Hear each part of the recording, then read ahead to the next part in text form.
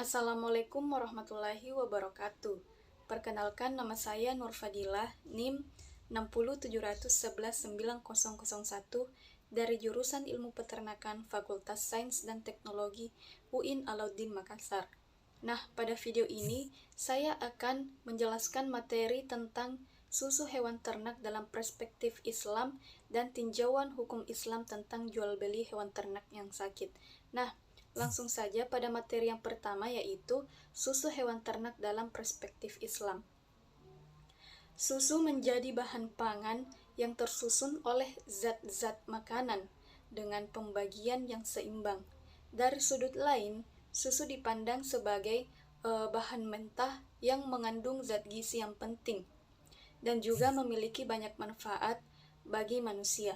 Allah Subhanahu wa Ta'ala berfirman dalam Quran surah An-Nahl ayat 66 yang berbunyi, A'udzu billahi minasyaitonir rajim. Wa inna lakum fil an'ami la'ibrah tusqikum mimma fi butunihi min baini farthin wa damil libana khalisan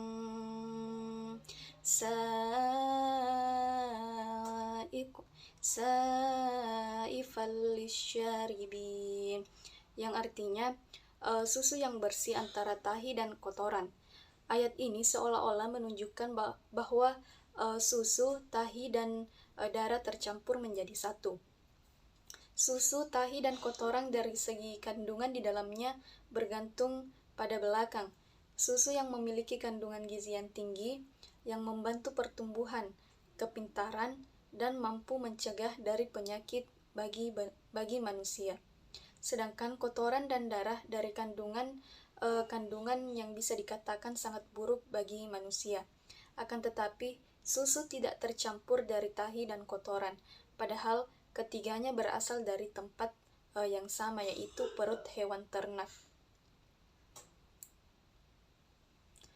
Indonesia sendiri merupakan negara penghasil susu yang cukup tinggi di Asia Tenggara, di mana sebanyak 24.926 liter per tahun diproduksi di Indonesia pada tahun 2017.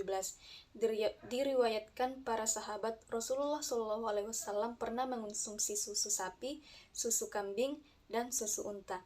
Dari ketiga jenis susu hewan ini, Rasulullah SAW paling menyukai susu kambing. Ayat itu menunjukkan kemukjizatan Al-Quran terkait pembentukan susu di dalam perut sapi, yakni di antara kotoran dan darah. Kotoran yang dimaksud adalah kandungan yang ada di dalam lambung rumen hewan pemamah biak. Adapun darah aliran yang mengalir deras melewati ambing susu yang menyaring dan menghasilkan air susu murni yang tidak tercampur dengan kotoran yang berasal dari rumen dan juga darah. Selanjutnya pada materi kedua, yaitu jual beli hewan ternak yang sakit, di mana hal tersebut tidak boleh dilakukan karena contohnya misalkan kita menjual hewan ternak yang sakit, misalnya pada kambing. Menurut peneliti, ijab dan kabul dalam jual beli hewan ternak kambing yang sakit telah terpenuhi dan tidak menyalahi ketentuan hukum Islam.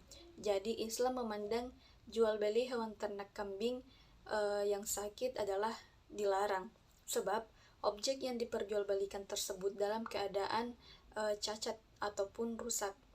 Misalkan ternak tersebut sakit seperti masuk angin atau kembung dan keracunan, merupakan kategori hewan ternak yang tidak layak untuk dikonsumsi karena hal tersebut karena kambing tersebut dalam keadaan sakit yang apabila dikonsumsi dikhawatirkan akan menimbulkan gangguan kesehatan. Salah satunya adalah diare bagi orang yang mengonsumsinya.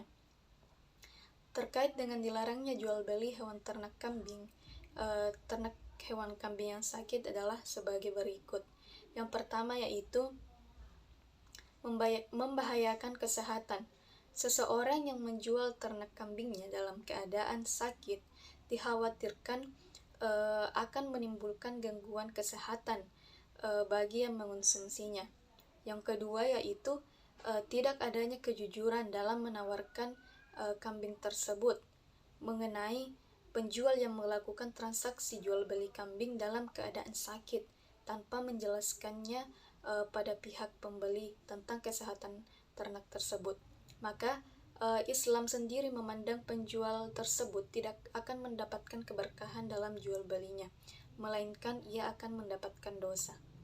Nah, jual beli hewan ternak kambing yang sakit bisa terjadi karena penjual tidak menjelaskan secara jujur jika kambing yang dijualnya tersebut dalam keadaan sakit, sehingga dapat mengakibatkan kerugian pada salah satu pihak yang terkait, yaitu pembeli.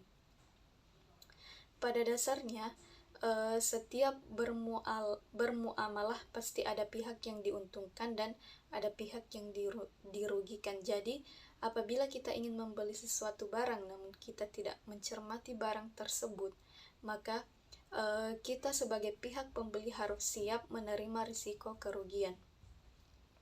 Mungkin inilah pemaparan materi yang bisa saya sampaikan. Apabila ada kesalahan kata, mohon dimaafkan.